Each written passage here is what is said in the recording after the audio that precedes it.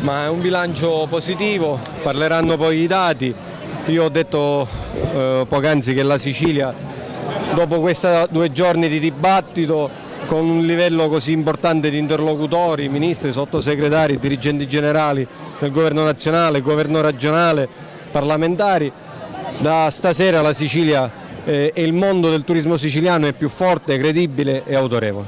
Sì, ma il vero obiettivo è diventare la 4ª destinazione italiana, l'abbiamo detto più volte, dopo Firenze, Roma e Venezia ci deve essere la Sicilia. Oggi siamo l'8ª regione, con un lavoro importante attorno al piano strategico del turismo, con 3 anni di lavoro, veramente è un obiettivo che tutti i siciliani possiamo raggiungere. Il turismo sostenibile è il tema del 2017 e io credo che per gli sforzi che abbiamo fatto quest'anno, siamo la regione che ha investito di più sui treni storici e sul turismo sostenibile, ci candidiamo a capitale del turismo sostenibile del 2017. Il Ministro ha preso un impegno in questo senso e io credo che è la ciliegina sulla torta di questi stati generali.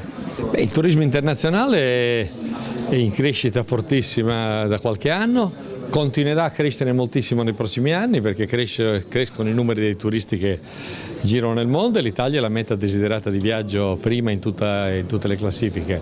E naturalmente bisogna lavorare molto su questo, bisogna puntare su un turismo intelligente, colto, sostenibile, che spende, che rispetta l'ambiente. Bisogna lavorare quello che stiamo facendo a livello nazionale perché non siano soltanto le grandi capitali dell'arte, Venezia, Firenze e Roma, che in taluni casi hanno anzi problemi di sovraffollamento, ma si valorizzi tutta l'Italia, che è un grande museo diffuso. In particolare la Sicilia è uno scrigno di tesori, ha tutti gli ingredienti unici al mondo che servono per avere una grande crescita di turismo nei prossimi anni, le bellezze naturali, il mare, le città d'arte, la cultura, la musica, la letteratura, davvero è tutto mescolato. La Regione sta lavorando molto su questo e al di là delle competenze delle regioni a statuto speciale noi siamo pronti a lavorare insieme e io sono qua per questo.